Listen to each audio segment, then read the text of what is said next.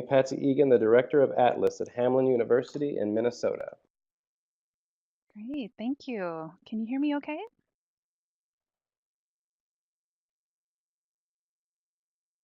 Hopefully you can hear me just fine. Oh, good. Thanks for the friendly chats. I appreciate that. Well, I am so glad to be a part of this, and thank you so much for inviting me. And a big thank you to Drew and to Kyoko for all of their behind the scenes work in making this and all the webinars this week happen. I really appreciate the invitation, and I hope we have a productive time together this morning. Well, it's morning in Minnesota. Hopefully we have a good little under an hour where we can really dig into this topic. I chose a fairly specific topic to share with you today, low-level adult ESL and college and career readiness. And this topic is of particular interest to those of us who are working in the United States adult education context. So that's what I'll be speaking to. Those of you who are working overseas and other countries, if you're curious about what is happening in adult education in the United States, this is a place where you're going to find out some of those things. This is very much on the forefront of the field in adult education in the US right now. There's new standards that have come out called the College and Career Readiness Standards. CCRS is what I'll be referring to them as. And they are a game changer. A lot has happened in the last few years since these came out. So that's why I've landed on this topic. These standards, college and career readiness standards, really represent a before after moment in the field. And so there's been some tension, some confusion around these standards, particularly for those of us who work with lower level students, so students who are beginning levels of English proficiency or maybe new to print at all. Some of our students, of course, come to us without strong literacy skills in their first languages. And here we are trying to do these college and career readiness things, and there's a tension there. And so I wanted to spend some time just sitting with that tension and thinking about what we can do, what makes sense, and really why these standards represent an opportunity for us, I think, in adult education today. So this is me. I'm Patsy, and I work here at Hamline. I'm in the School of Education of a small liberal arts college in St. Paul. Minnesota is a large state, and St. Paul, Minneapolis is the large metro area in the middle of the state. And we house something called Atlas. And Atlas provides professional development for all of the state's adult education workforce. So that's what I do. I do professional development for all of adult education here in Minnesota. That means not just those teachers who work with English as a second language students, but who work with native speakers who are working on high school credentials or college readiness, career readiness, etc. In that role, I've been in charge of our standards work. So the work we're doing around putting these college and career readiness standards to work in our state and within our adult education programs. And so I have a wonderful team of people who've been helping me do that since they came out, really in 2013 and shortly after when we first got some training on it. So we're a few years in, we've learned some stuff. We still have lots of questions, but I'm here to really focus on those lower levels and what we've learned about how these standards can and should be applied at lower levels of English learners. So our objectives for today, I'm going to try and tackle these four things. I want to be sure, particularly for this audience I'm just delighted to see you're coming from all over the United States and several different countries. So it's just very exciting to see how many people are joining us and from very different contexts. So I will take some time to just define these college and career readiness standards, the CCRS, and then articulate why we really should be doing this, even at low levels of ESL, because it's not always abundantly clear just by looking at the standards. And hopefully some very clear strategies that you or your colleagues can then take back if you're working with these standards, or even if you're working under another set of standards, or if you're working on college and career readiness in another context, maybe outside the US, these strategies would still apply on building up rigor and helping your students to be ready for whatever's next in their lives, be it more community involvement, post-secondary options, career training, or what have you. And then there'll be a handful of further resources available at the end of the webinar. So just so we're all on the same page, the CCRS were released in 2013. They come from the Federal Office of Career, Technical, and Adult Education, and the lead author was Susan Pimentel. So we're a few years in. However, most states didn't really get going with them until a year or so later. So we're working on figuring out what these standards mean for us in adult education, and particularly what they mean for us who work with English language learners. If you're familiar with Common Core, so in the US we have standards, many states, I think roughly half, have adopted Common Core for their kindergarten through 12th grade standards for their schools. This is basically Common Core for adults. It was adapted from the Common Core in order to work with adult education learners. So my focus today, just to be clear, will be on the English language arts portion of those standards. The CCRS does include math standards as well. I'm going to focus on English language arts for obvious reasons. And then also, just to further, because we don't have that much time, I'm going to focus on the reading standards. So just on the screen there, you see that the standards reflect content relevant to preparing adult students for success in colleges, technical training, work and citizenship in the areas of ELA, English language arts, and mathematics. So that's what these are. Something to keep in mind, and this is important, they were really not written specifically with language learners in mind. And certainly not written with low print literacy language learners. So for those students who come to us with very little formal education, who perhaps are literate in a language that is not a Roman alphabet language or a language that is not written down, these standards can be hard to understand how they might apply to those learners. So working with low-level learners, particularly those who are not literate in their first languages, those from oral cultures or those who have not had the opportunity to gain print literacy, that's my area of focus. That's really my area of expertise where I've spent most of my time in research, is how to work with those refugee and immigrant students, how to build up their language and literacy. When they come to us here needing to learn English rather quickly to sustain their families and to resettle in the United States, and yet don't have literacy in their first languages. So that's my wheelhouse, and I'll try to speak to that group as well as other beginning level proficiency learners. What I hope to point out, though, is that these standards are still applicable, they're still doable, and really are worthy of our attention, even at these low levels of literacy and language. So what do they do for us? Basically, the standards define the skills we need to know that research shows that they need to know in order to succeed in college, careers, and community, or I call that the 3 Cs. So we are tasked in adult education in the United States under current law to prepare students for post-secondary or college, to prepare them for career training or further development in their careers, and to be good citizens and parents and workers, and to be involved in their communities. And so that's the work of adult education. And what the CCRS do is offer us some common language and also help us to increase the rigor of our instruction. And I think that by doing so, it actually helps us to increase the professionalism in our field. So while it can be hard to kind of see our students in these standards at first, what I hope to point out is that they actually are a powerful tool and they help us do our work better. And when our teachers can take a closer look and put some practices drawn from CCRS into our routines, we can really better serve our students. It's that simple. So, but it starts with us, right? At these low levels of instruction, um, we have to make this path more clear, and the standards can help us do that. And we are the ones who are helping them on this trajectory toward whatever's next in their lives, be it just deeper community involvement, their ability to navigate their systems and their communities better, or maybe they do want to go to college, or maybe they do want to eventually end up in a career that requires more training. We're sometimes the first people they see to help them get on that path. So just to briefly kind of understand the big picture of English language arts standards, there are 3 kind of big buckets to put these standards in. They're what are called the 3 instructional shifts. And so those entail engaging with complex text, extracting and employing evidence, and building knowledge. And I'm going to focus today really on the first 2, just given our time constraints.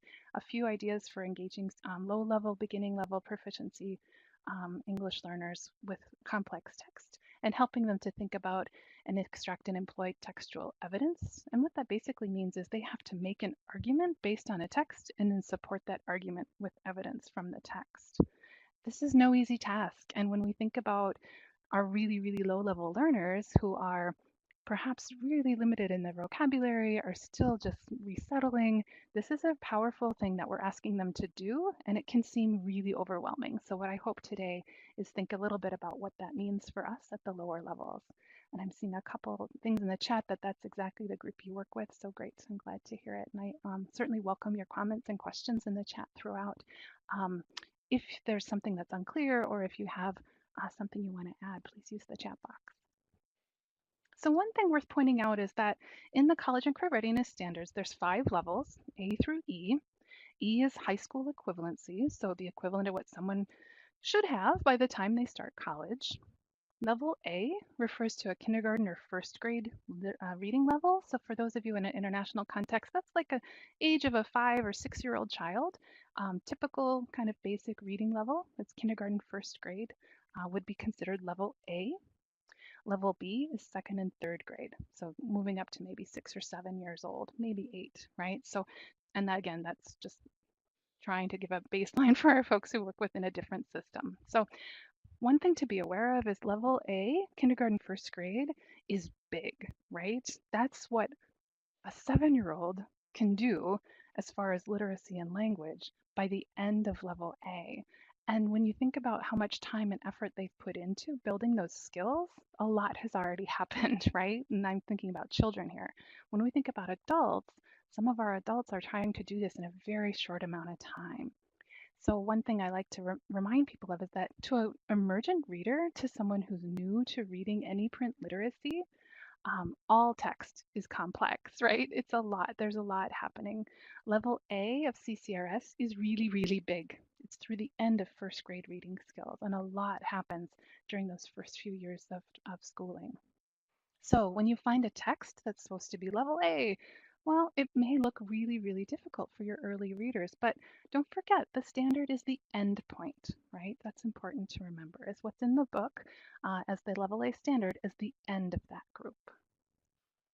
So this is just to help us think about how we engage with complex text. Be aware that all text, to someone who's new to reading and new to print literacy, and particularly new to doing that in a second language, it's going to be complex, even if it's only a few words or a few sentences.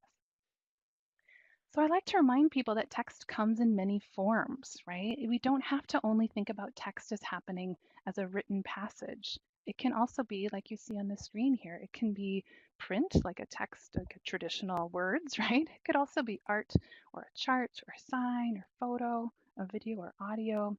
And so actually we can engage with complex text in any of these forms. And for our students who are new to reading, that can be really helpful because we can start building some of these skills without actually having to read too much, but still build the skills. So I'm going to demonstrate that just briefly. So we see this beautiful picture of these lovely girls playing in the water.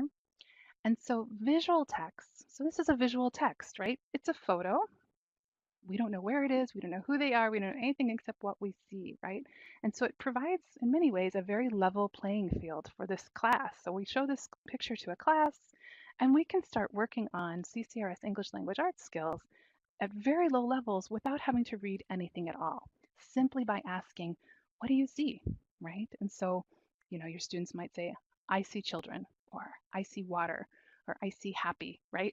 So we might ask, well, where are they? And we'd see what they have to say. How do they feel? What is the weather? Someone wanted me to go back a smidge. I'm just going to do that briefly. So text coming in all these different forms. I'll come back to this in a minute.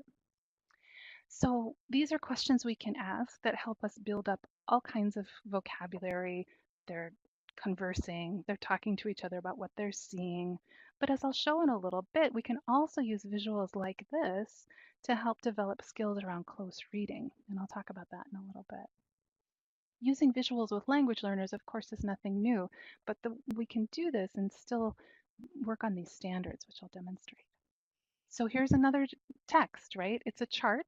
This happens to be the great state of Minnesota very, very recently, and these are Fahrenheit temperatures. So if anyone's joining us from the Midwest, this will look very familiar. It's been very, very cold. So what we could do is show this to students and say, what do you see? What do you think? And then you just kind of get students going around some of the, yeah, it is cold. It's better today, I assure you. But here I am, I'm in St. Paul, and whenever the day was I snapped this picture, it was -20, right? That's without the windshield, friends. It was cold. So we can get students thinking about this. They are talking. No doubt they have a lot to say about it, particularly if they're joining us from warm climates and they're this is their first winter, there's no problem having people have things to say, right? So oral skills, check. Knowledge building, check. Vocab, conversation, maybe we throw in some meteorological terms, check. They're comparing and contrasting perhaps among the cities between their home country and here. We talk about cultural norm of small talk. Minnesotans love to talk about the weather. So, we can do all of those things without having to read anything. But you're already working on college and career readiness skills. So if we take a look, and so those of you who are familiar with the college and career readiness standards for reading, these will look very familiar. I'm not going to read all this because you have it on your screen, but some of the reading anchors on level A, and these are all level A, you've got 1, 2, 3, and number 7 listed here. You can do all of these standards and work on these with your students without having to read very much at all, with a visual text or with a chart. I'm going to leave that for just a moment so you can take that in.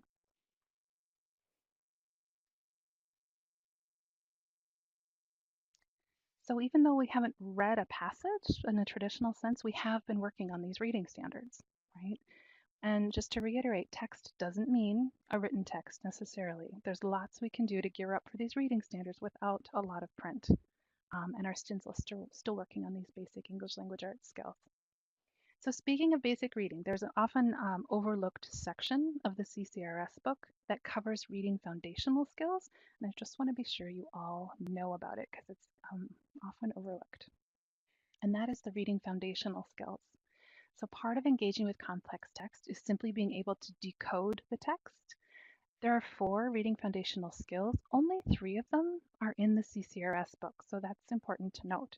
The first one, and I'll go through them actually on another slide, is print concepts. The next one, phonological awareness, phonics and word recognition, and then fluency.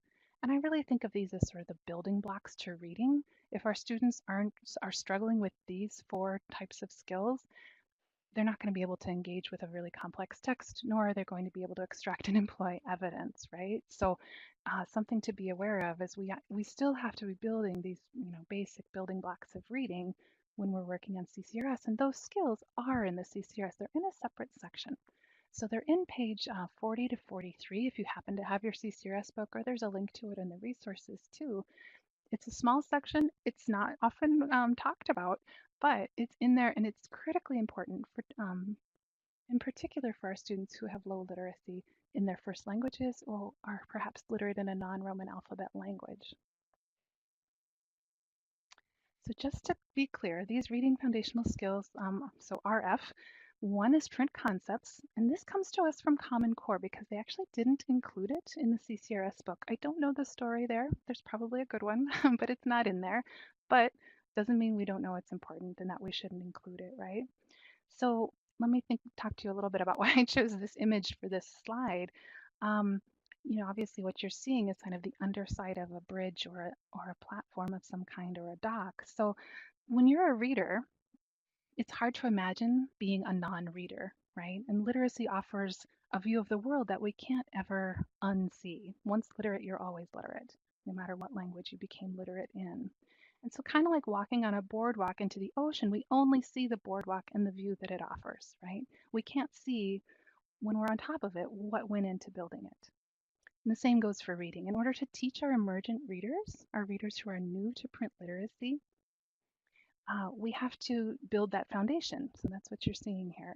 So not unlike the teachers of very young children, and maybe some of you have worked at very young children, preschool age, for example, they do a lot of rhymes, a lot of singing, a lot of playing letter sound games and they really like break it down and they show how to decode. Like they make it really clear. They do a lot of work with sounds and rhymes and word families.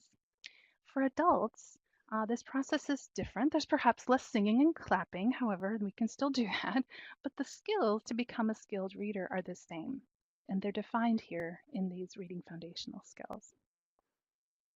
So we've got print concepts and phonological awareness, which really has to do with the spoken words, symbols, and sounds. And then the third one is phonics and word recognition. And finally, fluency. And these are further defined in the book. I just want to be sure in the CCRS book that I've linked to. Want to be sure those are on everybody's radar because if you're working at low levels and you're working on these skills, you are doing CCRS. So a couple examples, and these come from my colleague Maya Schaftel, who works with the Minnesota Literacy Council here in St. Paul. She actually did a wonderful series of newsletter articles that I've linked to and has some accompanying videos in the webinar materials that I'll share with you. But this is just a snippet from a worksheet she does. So you can see there's this example. She's working on reading foundational skills, phonemic awareness, and phonics in the context of a clothing unit, right? So just like you might work on clothing in class, you can also take a moment, work on some of these phonics skills within that unit. Here's another example from her.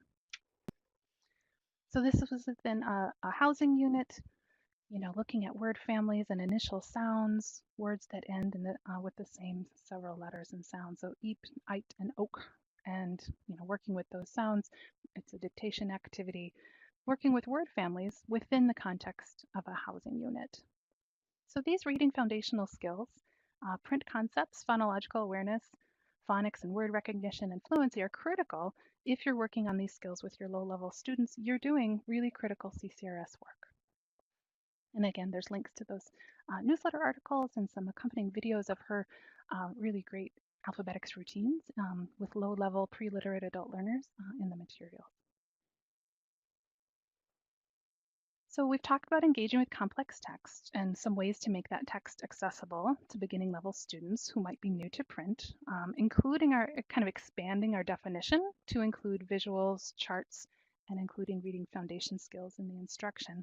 There's certainly lots more to say about complex text, but we'll save that for another webinar, and I'll leave you just with those nuggets.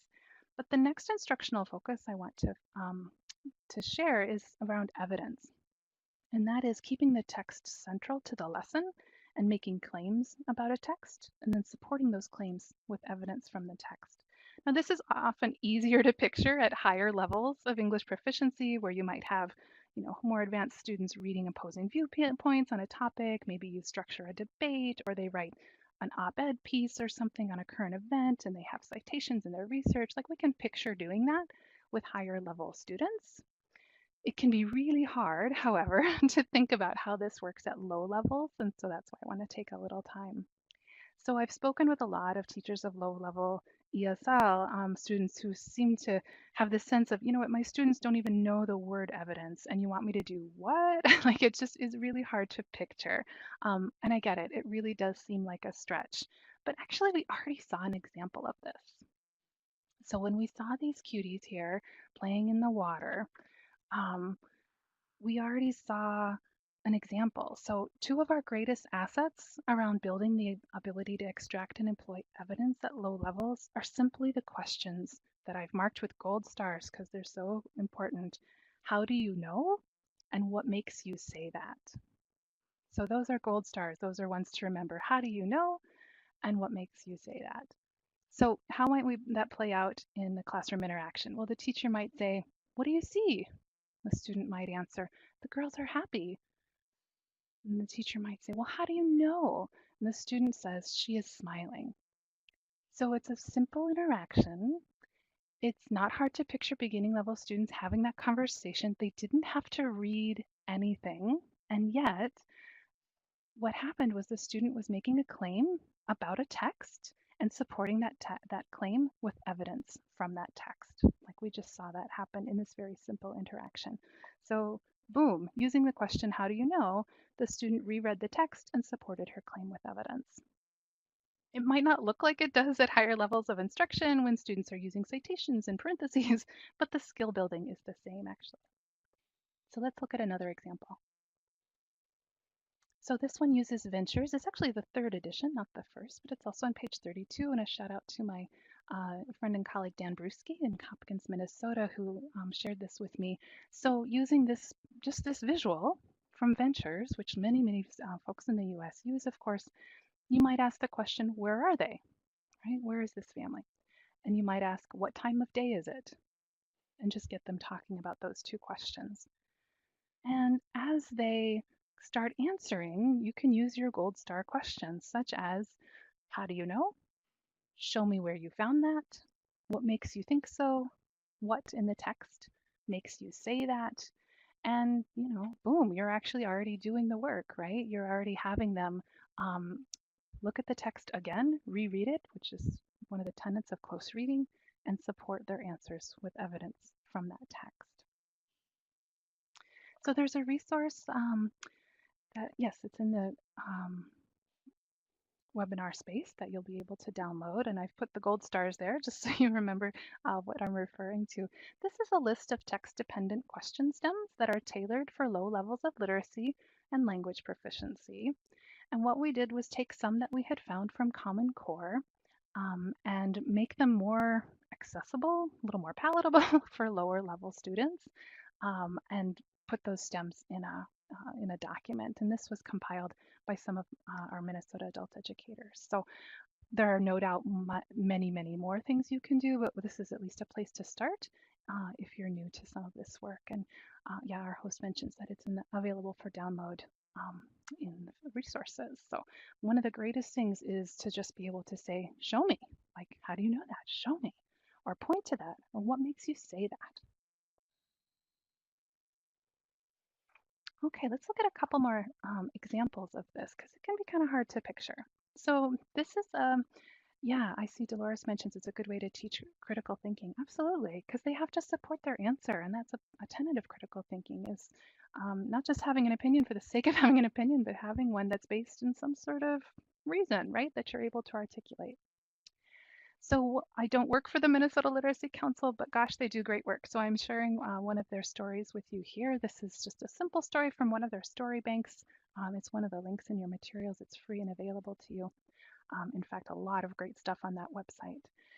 It's a 11-line story, as you can see, about a man and his daughter looking for an apartment. And it's got some very simple yes or no questions on the side. The original task is just true false, basically, except they've done yes or no here.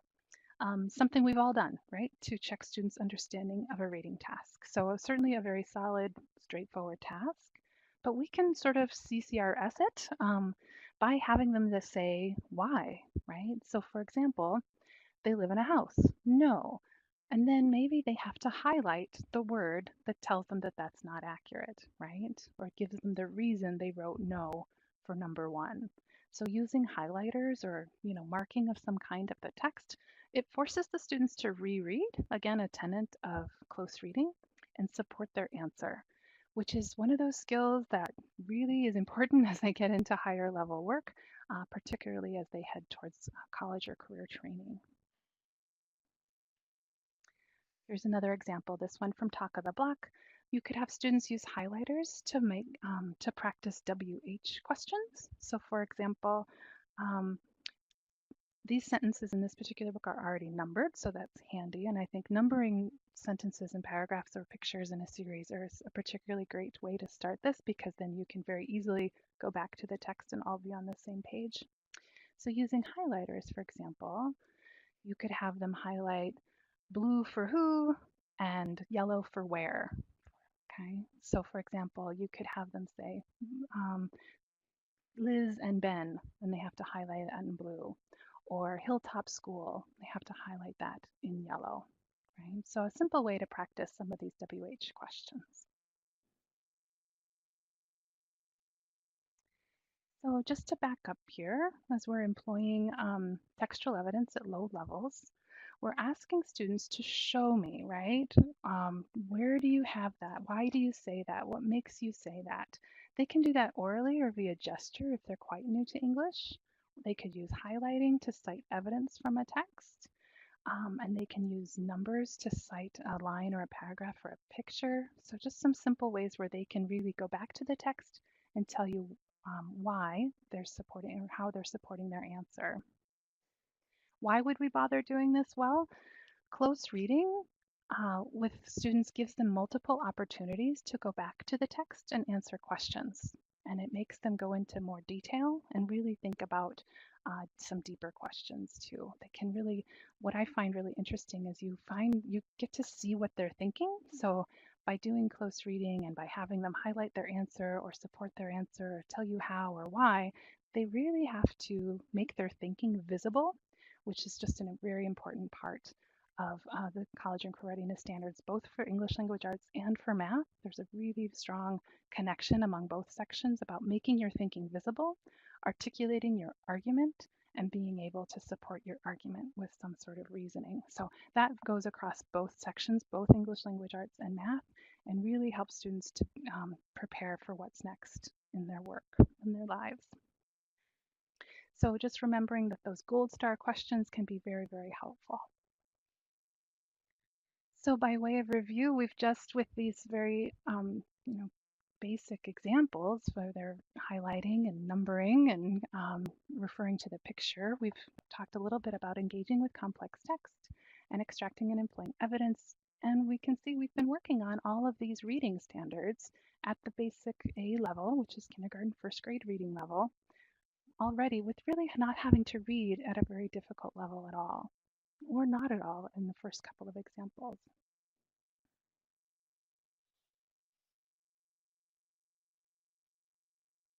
I want to go through just a couple of assumptions. You've probably already gathered from my comments where I sit and what my position is around these standards and this work. But just to be clear, here are some assumptions that I hope all teachers of adult ESL carry with them.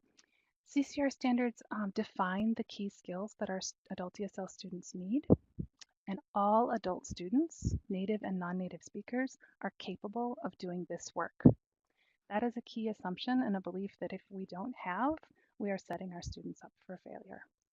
Also, there is an assumption in my comments that low levels of ESL are on a trajectory of adult learning, and our role at these lower levels of language and literacy proficiency is critical to get them up onto the next step of whatever's next. So there's a metaphor that I often use that I don't play baseball. I don't go to baseball games, but from what I know about baseball, there are people at the professional level who are, of course, doing exceptionally high skilled work. And then there are the little kids that we see out in the field in Little League, right? The little kids working on their baseball skills. Both the professional baseball players and the Little League kiddos are working on the same skills. They're hitting, they're working on their skills as far as running and catching and throwing. They're all working on the same skills, but they do it at a different level of proficiency, right? We're expecting the little kids, they're not going to run as fast or as far, they're not going to throw as strongly, they're not going to hit as far, but they're working on the same skills. And that metaphor applies to our work with lower levels of ESL as well. We need to be working on the same skills. They might not be reading as much, the passages will be shorter, their answers may not be as eloquent, but they're working on the same types of skills around complex text, employing evidence, and building knowledge, so that as they move through the trajectory towards, maybe it's post-secondary, maybe it's career, maybe it's just deeper community involvement, they have these skills that really transfer across all of those contexts and are set up well for their next steps in their trajectory of learning. Couple questions in the chat. Someone's asking where you can get the CCRS. Yep, I've linked to that in the resources, so you'll be able to get that easily. It's downloadable for free. So my final comment, CCRS at lower levels of ESL. Why, yes, we certainly can. So at this point, I'll just point out the resources. I believe those are already available for download, and ask for any comments or questions that you might have. Yep, there they've just appeared. So I believe everyone can see these here. So there's reading foundation skills. So those skills around phonics and fluency, for example, and phonemic awareness and such. Those reading foundational skills, I have just created a handout for those. So it's just a one-pager with all of those skills. Also, there's some links to further resources, including the standards themselves. The Minnesota Literacy Council curriculum is on there, as well as a link to our website where there's some further ideas is on the resources document. And then that gold star document with those text-dependent question stems are available in the Atlas beginning TDQs, text-dependent questions. And looks like your certificate of attendance is right there as well. So there's a question in the chat about adult students who have a learning disability. What a wonderful question, Darlene. Thank you. I am going to, I'm not sure I can find the link right now, but if you Google, I'm going to put here Panda, and it's Minnesota Disabilities, ABE, you will find a wonderful website, and that's we hold a grant for adult basic education for professional development in Minnesota. PANDA is an organization that holds a grant specifically to work with adult education students with learning disabilities. They're going to be a wonderful resource for you. I'm just looking through the chat to see additional questions here. Yeah, pedagogical routine. Great question about how do you know? What other routines would you recommend for teaching low-level non-literate adult learners? Yeah, great question. So how do you know? I think absolutely is one you need to start using. Also, anything you can think of that allows your students to engage with a text multiple times is going to be important. So instead of looking at a text, you work with it for a few minutes, maybe an hour, and you move on to something else. I would suggest, oh, thank you, Drew, for finding the link. Um, Anything that you can do that makes them read more than once, even if it's a photograph, and sitting with a story or a text of some kind for any length of time or multiple times, multiple days, is going to be really, really helpful in order to dig in more deeply. Another thing I'll put out there is instead of moving very quickly from one text to the next for different topics, consider finding multiple texts on the same topic. So they have, creating text sets. So for example, if you're doing housing, maybe you're pairing what's in the book with someone's story about finding an apartment, with an ad about apartments, with a current newspaper article about the housing crisis, whatever it might be. In particular, their college and career readiness standards emphasize informational text. So looking for things that are nonfiction are particularly important. I think there's a very strong tendency in adult ESL to lean towards narrative and stories, which are fine, of course, and we want our students to be able to read and share stories. But the standards really do emphasize informational text. And that has to do with the fact that as adults out in the world adulting every day, most of the text we encounter is nonfiction, right? It's informational, it's charts and schedules and memos and work stuff.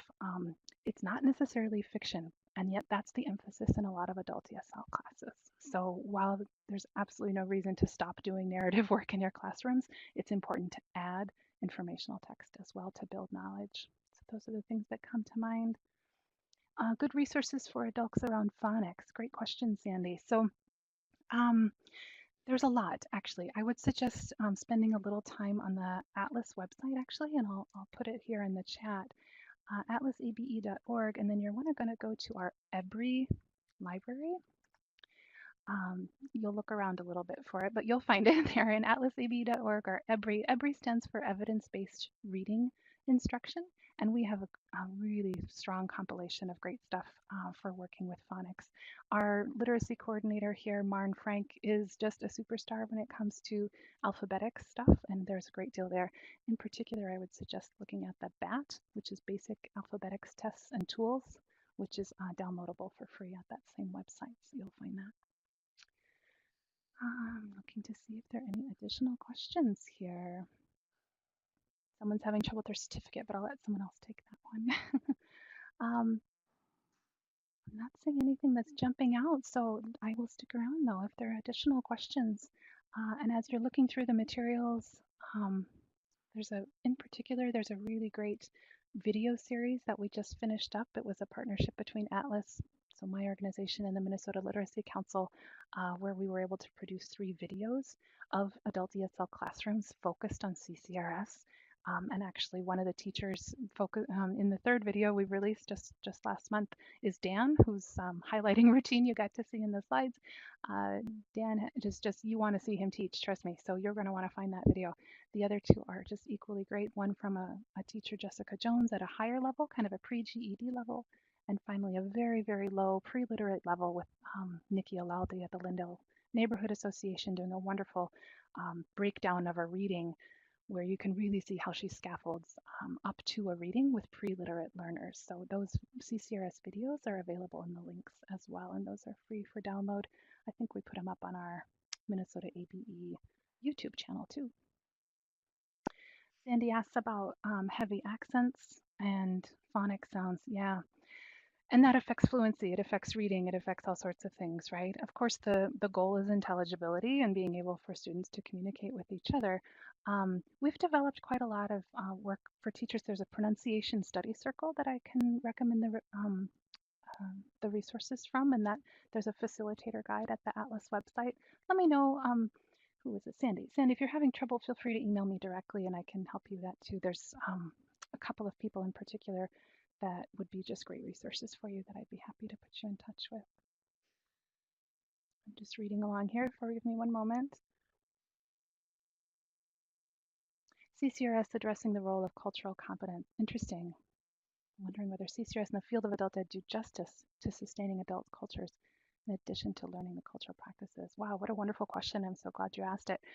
CCRS is, I would say it was developed without that in mind, to be perfectly honest. It is also not a pedagogy. The CCRS are standards, it's the skills and knowledge, like this, basically what we think our students need to be able to do, to know and be able to do in order to be successful in whatever's next in their adult lives, right? How we go about teaching is a completely different question. The CCRS does not go there.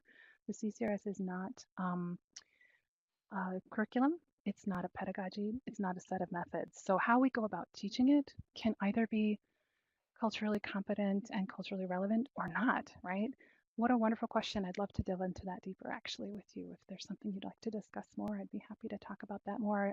Thinking of issues of equity and what we share with our students and what are the narratives we're actually extending or crushing in our classrooms is very much on my mind and something that's getting a lot of attention in Minnesota lately. I don't know that the standards have a strong thing to say about that, but certainly the way we implement them can be critical and can either do a great deal of damage or be a great deal of lift to our learners who are new to the United States. So I thank you for the question. All right, they're coming in a little fast here. I'm trying to keep up. So deaf teachers, yeah, I actually, um, we have a very strong resource in Minnesota. Think Self is an organization that works specifically with ABE deaf and hard of hearing teachers, and I would certainly be able to put you in touch with them. I'm just going to put um, Think Self is the name of the organization. Just look for that. Um, Sarah Hogard is the manager there, and that's someone you might find would be helpful to be in touch with. How to include academic reading text to low-level students.